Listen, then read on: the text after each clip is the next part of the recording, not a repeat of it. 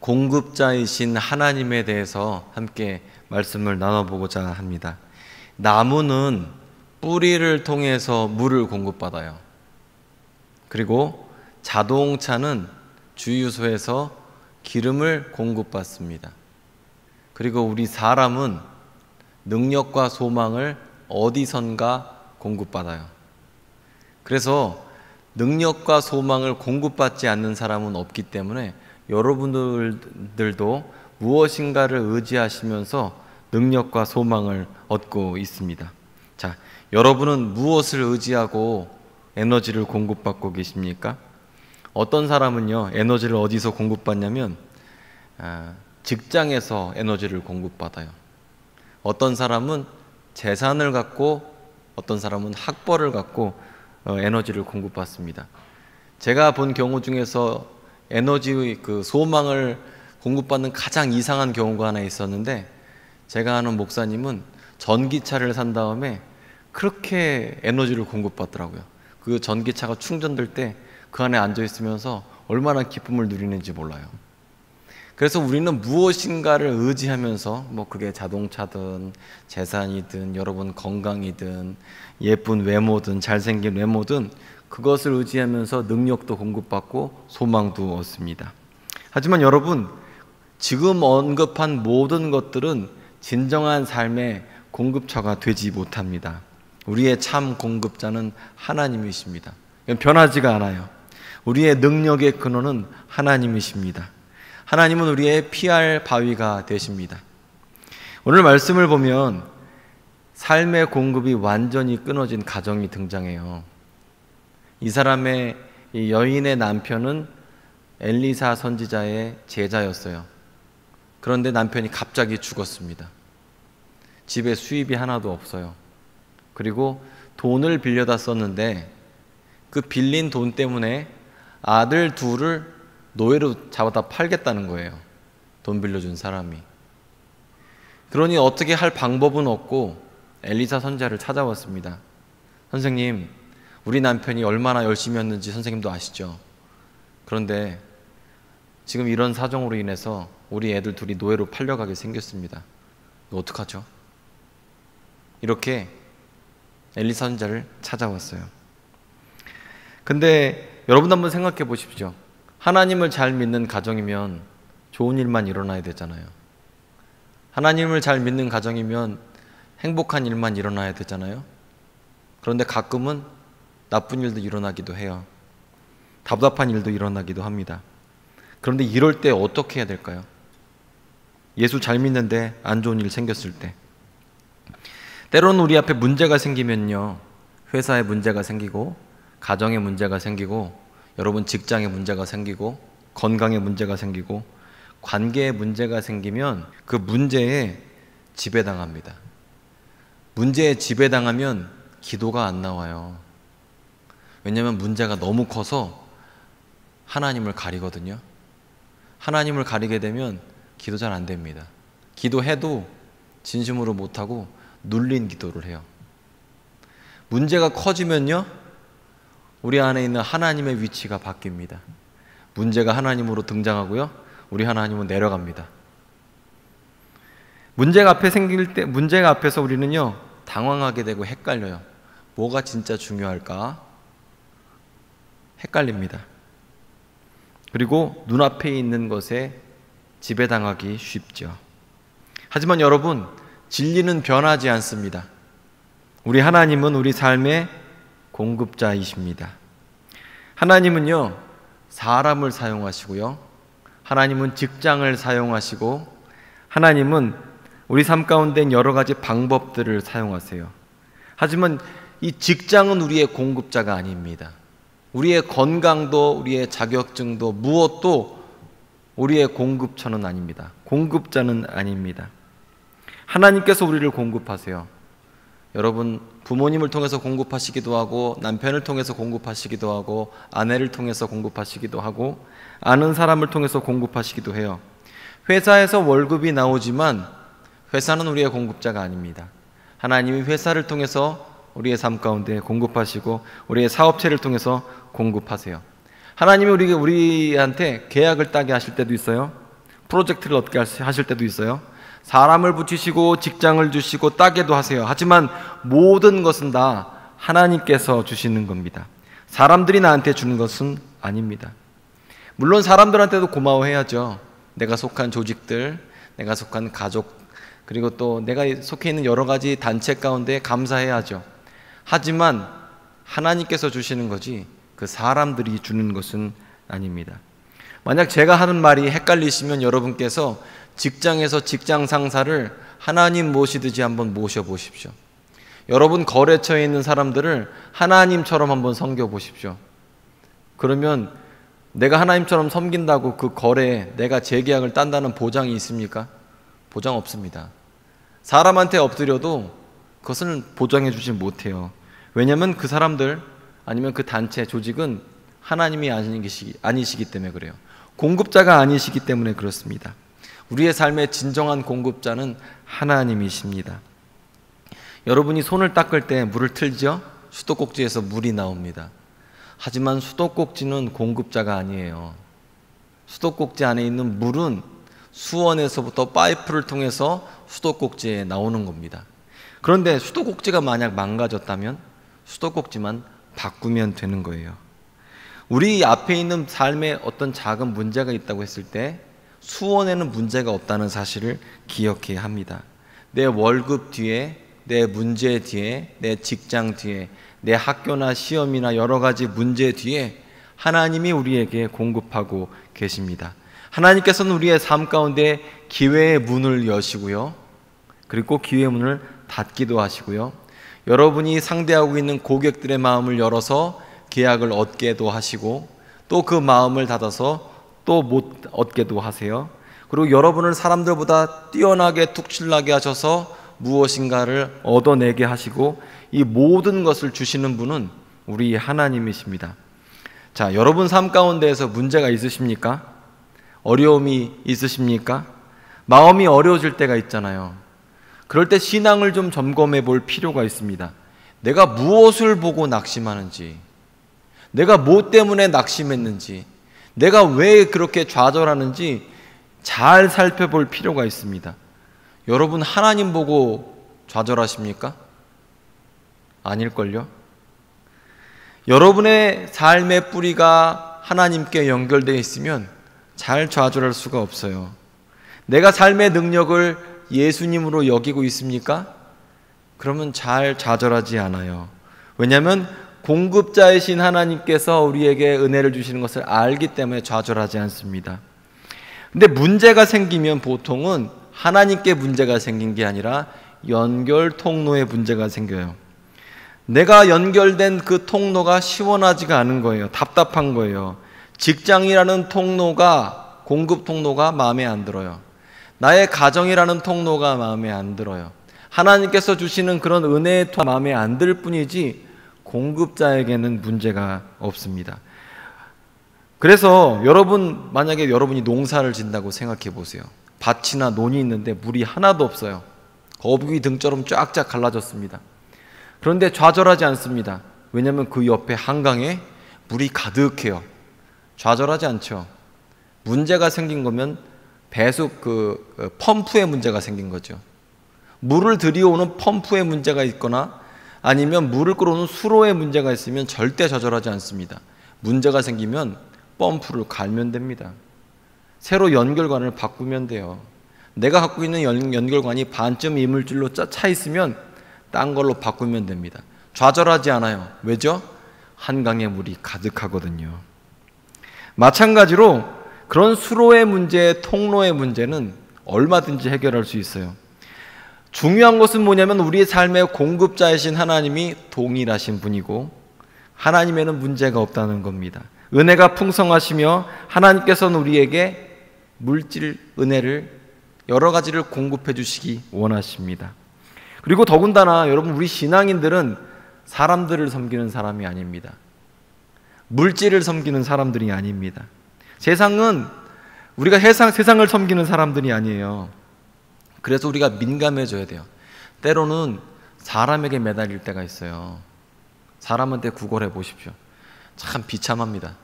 제가 이번 주에 어떤 분하고 얘기를 하다가 그런 얘기를 했어요. 이걸 하나님한테 엎드리지 않으면 사람한테 엎드리게 되는데, 사람한테 엎드리면 되게 비참해지거든요. 사람한테 구걸해 보거나 사람한테 그 부탁이라는 게 정중하게 부탁하는 게 아니라 어쩔 수 없어서 비굴하게 부탁하면 그거 참 비참합니다. 그런데 하나님한테 엎드리면 사람한테 엎드리지 않아도 됩니다. 하나님한테 엎드리면 하나도 기분 안 나빠요. 왜냐하면 하나님은 공급자이시고 하나님은 좋으신 하나님이시거든요. 하나님은 은혜가 풍성하십니다. 내가 영적인 눈이 열리면 열릴수록 하나님이 일하시는 게 보입니다. 내가 믿음의 눈이 열리면 열릴수록 하나님께서 어떻게 배후에서 일하시는 게 보이기 시작해요. 원래 처음에는요, 예수 믿기 전에는 다 우연 같아요. 우연히 이렇게 됐지, 재수가 좋아서 이랬지, 내가 예뻐서 그랬지, 내가 잘나서 그랬지, 우리 집안이 너무 좋아서 그랬지, 우리 집안이 너무 나빠서 그랬지, 우연히 그랬지라고 생각을 합니다. 하지만 조금만 깊이 생각해 보면 하나님께서도 우연이라는 것을 통해서 우리에게 공급하시고, 인간관계를 통해서 공급하시고, 직장을 통해서 공급하시고, 아는 사람들을 통해서 하나님의 은혜를 공급하세요. 주님께서 우리를 먼저 사랑하시고 우리에게 은혜를 베푸십니다. 그래서 연결 파이프에 문제가 있다면 좌절할 필요 없습니다. 연결 파이프만 잘 뚫어내면 되는 겁니다. 낙심할 필요가 없어요. 왜냐하면 강에는 물이 넘쳐 흐르거든요. 2절 말씀부터 좀 보면 엘리사가 이렇게 얘기합니다. 내가 너를 위해서 어떻게 해줄까? 내 집에 무엇이 있는지 내게 말해라. 그러자 이 여인이 이렇게 얘기를 하죠. 기름 한 병밖에 없습니다. 이거 얼마나 부정적인 표현입니까? 기름 한 병밖에 없어요. 아무것도 없고 기름 한 병밖에 없습니다. 내가 가진 건 기름 한 병밖에 없고, 지금 빚쟁이들은 집에 맨날 찾아와서 돈 달라고 하는데 나는 가진 거 이거밖에 없어요. 그리고 애들은 지금 팔리게 생겼습니다. 얼마나 비참합니까? 빚더미에 앉아있고 나는 주머니에 돈이 없습니다. 그런데 여러분, 하나님이 만약에 우리의 삶의 공급자라고 우리가 인정한다면 이런 상황 가운데서도 좌절하지 않아도 됩니다. 왜냐하면 하나님은요, 많은 경우에 없는 것을 우리에게 주셔서 일을 하시기도 하거든요.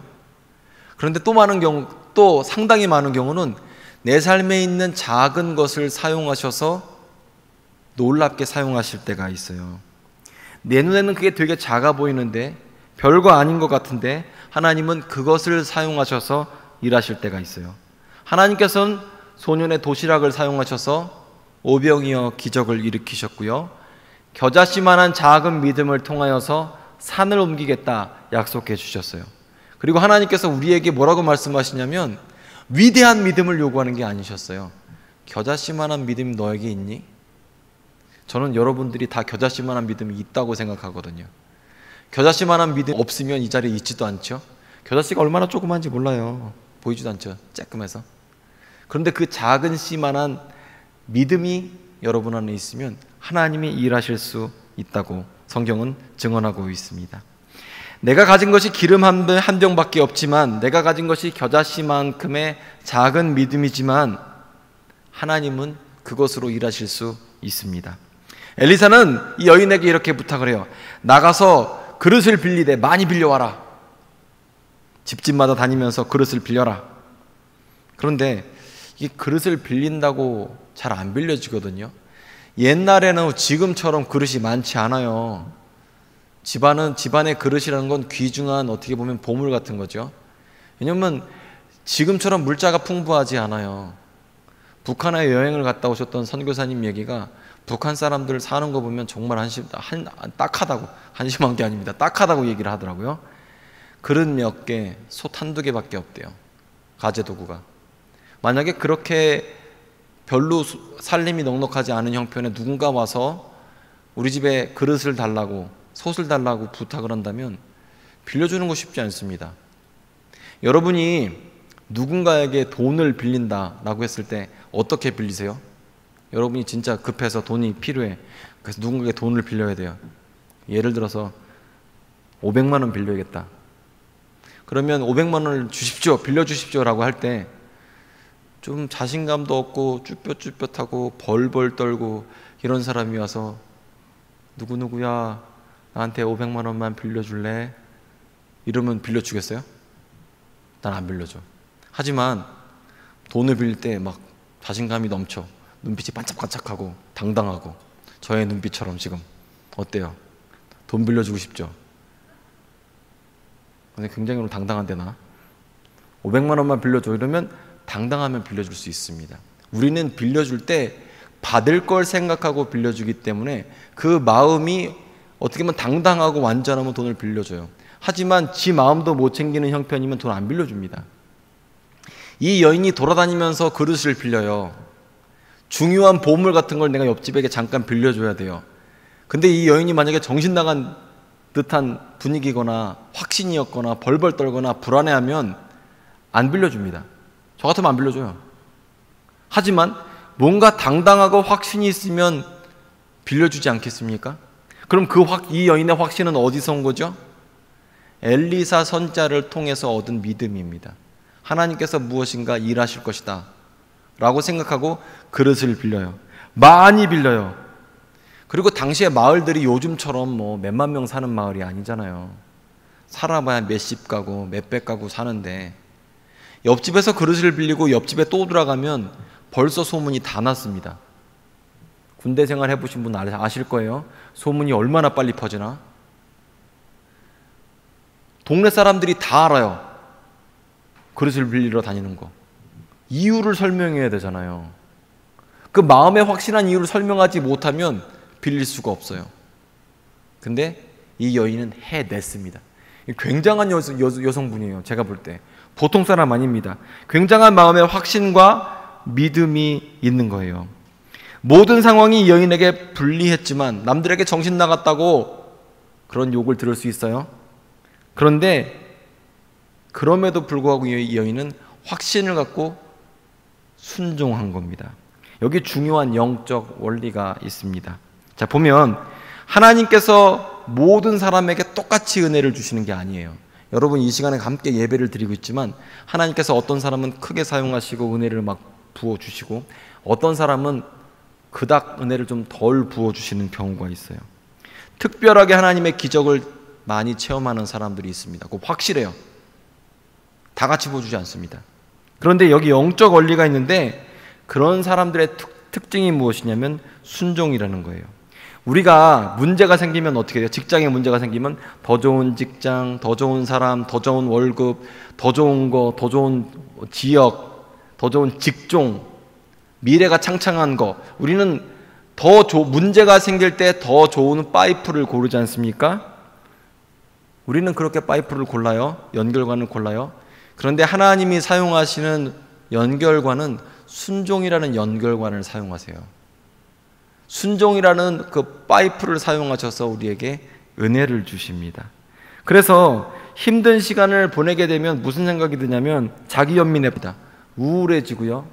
한탄하게 되고요. 나 자신이 원망스러워요. 내가 왜 그랬을까? 과거의 나를 원망합니다. 답답해하죠. 하지만 그 상황 가운데에서 하나님은 순종이라는 연결관을 통해서 은혜를 부어 주시는 거죠. 이 순종이라는 건요, 단순히 행위가 아니라 순종은 우리의 신앙 고백입니다. 하나님께서 어떻게 일하실지 몰라요. 그런데 인정하는 건 뭐냐면 하나님은 공급자예요. 그런데 나한테 어떻게 은혜가 흘러올지는 몰라. 하지만 공급자이신 하나님을 내가 믿고 나는 거기서 순종하는 거예요. 내가 아는 것, 확실한 거 하나는 하나님은 공급자라는 걸 아는 거예요. 어떻게는 몰라요. 어떻게는 하나님의 영역이에요. 하지만 하나님이 공급자인 것을 알고 믿고 가는 거예요. 그리고 하나님께서 이 주신 그릇을 채우실 것을 믿는 것이 순종이죠. 사실 잘 생각해 보면요, 어떻게라는 방법은 내 영역은 아닙니다. 어떻게라는 것은 사람의 방법이 아니에요. 하나님께서 삶을 만지실 때, 은혜를 부어 주실 때, 기적을 베푸실 때 사람의 방법을 잘 사용하시지 않고 아주 기상천외한 방법을 사용하실 때가 참 많아요. 그리고 여기서 하나 더 있습니다. 그 다음부터는 이 과도한 순종이에요. 엘리사는 그릇을 빌려온 다음에 뭐라고 명령하죠? 여기 그릇 한 그릇이 있는데 이 그릇에 있는 그 기름을 빈 그릇에다 부으라는 거예요. 기름이 있는 걸 옆에다 부으면 질량 보존의 법칙에 의해서 그 기름은 동일합니다. 옆에 있는 그릇을 옆에다 부으면서 늘어나면 우리가 하루 종일 이것만 하고 있죠. 기름만 부으면 유전처럼 계속 기름이 나올 텐데 늘어나지 않아요. 그런데 지금 머리로도 뻔히 계산이 되는 그 계산을 지금 하라는 거예요. 이쪽에 있는 기름을 빈 그릇에다 부어라 이거예요. 계속 부어라. 그리고 순종하면 하나님이 일하시는 것을 볼 것이다 이렇게 지금 되는 거죠. 이게 얼마나 어렵습니까? 내 이성과 경험과 방법을 다 내려놔야 되는데 우리가 예전에 나아만 장군에 대한 말씀을 몇 달 전에 봤지 않습니까?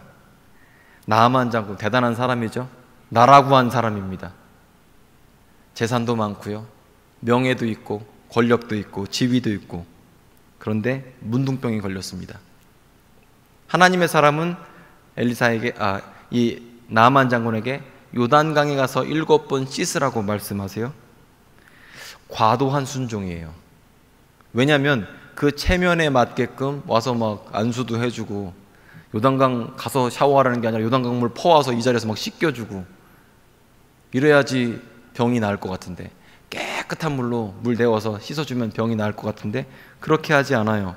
무례하다고 여길 만큼, 모욕감을 여길 만큼 문 앞에서 나오지도 않고 문 안에, 집 안에 있으면서 명령을 합니다. 요단강에 가서 씻으라. 자존심 상하는 일이죠. 그리고 나아만은 자기가 순종하지 않아도 될 이유가 너무 많은 거예요. 와, 나를 무례하게 이렇게 했네.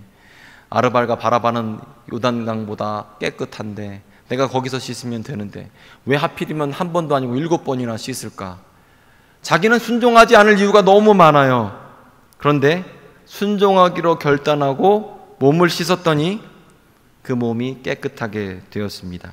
즉 나아만의 치유라는 것은 물이 깨끗해서가 아니라, 방법에 있었던 것이 아니라 순종에 있었던 거죠. 나아만의 치유는 순종에 있었던 거지 방법에 있지 않았습니다.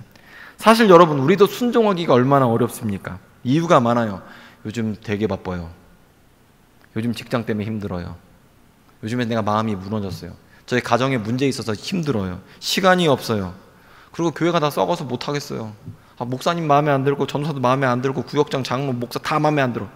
교회는 민주적이지 않아서 순종하지 못하겠습니다. 주차장이 불편해서 못하겠어요. 교통편이 불편해서 순종 못하겠어요. 시간이 없어서 못하겠어요.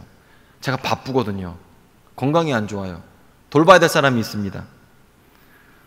중요한 건 뭐냐면 하나님은 순종이라는 통로를 사용하셔서 우리에게 은혜를 베푸십니다. 우리가 막 섬겨주는 거 말고 하나님은 섬기기를 원하고 계시고 마음을 열어 주님 따르기를 원하고 계십니다. 자, 여러분, 머리로 이성적으로 말도 되지 않는 기름을 옆에 그릇에 따르라는 순종을 하시겠습니까? 아니, 그 순종을 하고 계십니까? 4절 말씀을 보면 이렇게 담으라고 이야기를 하고요. 이게 말도 안 되는 거죠. 시간 낭비예요. 그런데 하나님은 그 순종을 통하여서 일하기 시작하셨습니다. 한번 그릇을 채우자 그 그릇이 가득 차고 빈 그릇을 또 가져오게 되고 하면서 집안에 있는 그릇에 기름이 가득 차게 되었어요. 저는 이걸 어떻게 설명해야 될지를 모르겠어요. 왜냐면 정말 기적이란 건 일어나게 되면 왜 일어났는지 이유를 알 수 없거든요.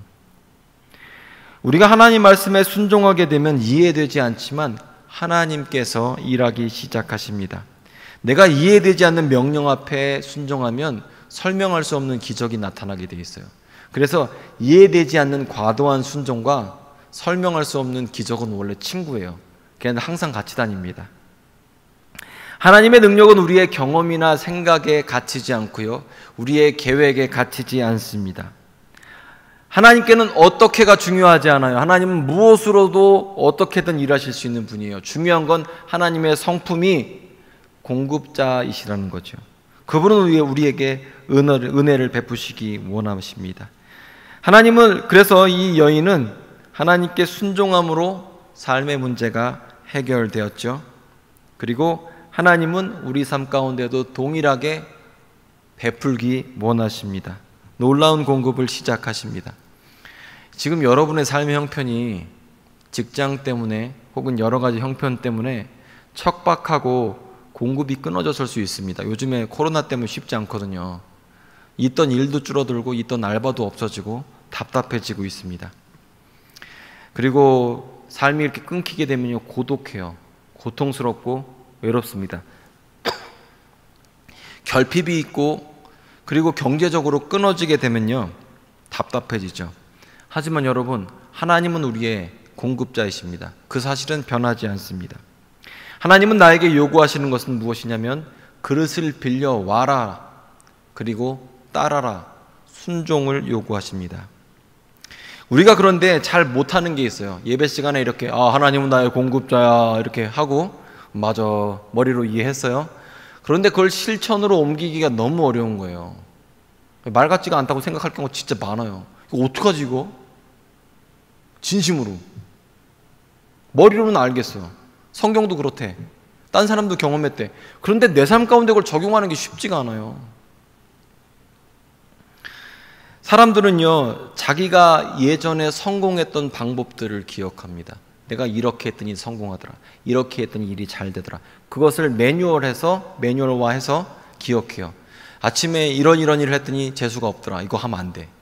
이거 했더니 되더라. 이렇게 해야 돼. 이러면서 나만의 매뉴얼을 만들고 주문처럼 만들어서 그렇게 하는 것을 인생 전체를 담아내려고 합니다. 이쪽 비즈니스 하니까 잘 되더라. 이렇게 하니까 안 되더라. 이거 하니까 되더라. 어떤 계약은 좋더라. 누구 만나면 안 되더라. 이런 걸 매뉴얼화합니다. 이거 예외 없어요. 자신의 경험의 가치입니다. 그런데 이런 상황 가운데에서 하나님이 우리 삶의 참 공급자이시다라는 걸 인정하고 그리고 하나님께 기대하는 것 쉽지가 않습니다. 예를 들어서 베드로는 예수님을 처음 만났을 때 실패할 때 만났습니다. 베드로가 밤새도록 경험에 의해서 얕은데 밤에 그물질을 했거든요. 그럼 고기가 잘 잡혔습니다. 이건 경험으로 알아요. 얕은데 밤에 그물을 내리면 고기가 잘 잡혀요. 그런데 예수님은 베드로에게 오셔서 베드로의 경험과 반대되는 일을 얘기하세요. 밤새도록 그물질을 하고 나서 아무것도 못 잡으면 얼마나 짜증나는 줄 아세요? 여러분이 몇 달 동안 일을 했는데 결과물이 없어요. 그리고 그걸로 끝나지 않죠? 결과물은 없는데 그물은 또 다시 수리를 해야 됩니다. 그거 수리 안 하면 내일 고기잡이 못 하거든요. 힘은 빠지고 얻은 것은 없는데 그물을 수리하고 있는데 예수님이 오셔서 하는 말이 베드로의 경험과 반대. 너무 지쳤어, 피곤해, 하고 싶지 않아. 그런데 자기 경험하고 반대되는 말을 해요. 깊은 곳에 가서 그물을 내리라. 베드로는 하고 싶지 않았습니다. 안 하고 싶었어요. 그런데 베드로는 과도한 순종을 요구받았죠. 그리고 그 과도한 순종 가운데에서 했더니 기적을 체험하게 되었습니다. 지쳐있는 그 베드로에게 감정적으로 하고 싶지 않았어요. 괴로웠어요. 그런데 하니까 돼요. 왜 기적이 나타나냐면 베드로가 기쁜 마음으로 슬픈 마음으로 싫은 마음으로 에너지가 많았든 적었든지 상관없어요. 베드로가 순종하니까 베드로의 감정과 관계없이 베드로의 경험과 관계없이 베드로가 무슨 생각을 했던지와 관계없이 순종하니까 순종의 결과물로서 기적이 나타난 거예요. 여기서 크리티컬 포인트는 베드로의 순종에 있지 베드로의 감정이 아니에요.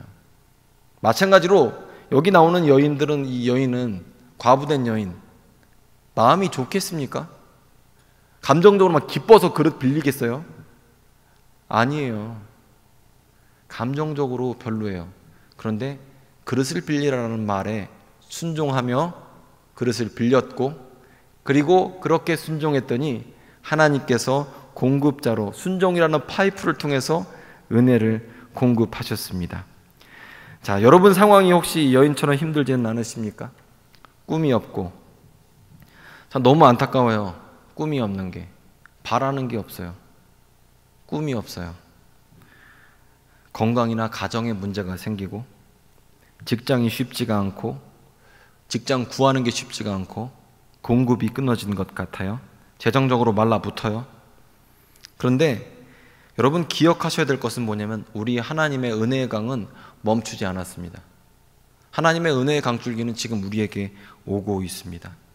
내 앞에 말라붙은 파이프를 바라보면 안 돼요. 연결관을 바라보면 안 됩니다. 그 파이프 너머에 있는 은혜의 강줄기를 바라봐야 합니다. 파이프만 바라보면 낙심이 되죠. 하지만 믿음의 눈을 떠서 그 크게 보게 되면 하나님의 은혜의 강줄기가 보이거든요.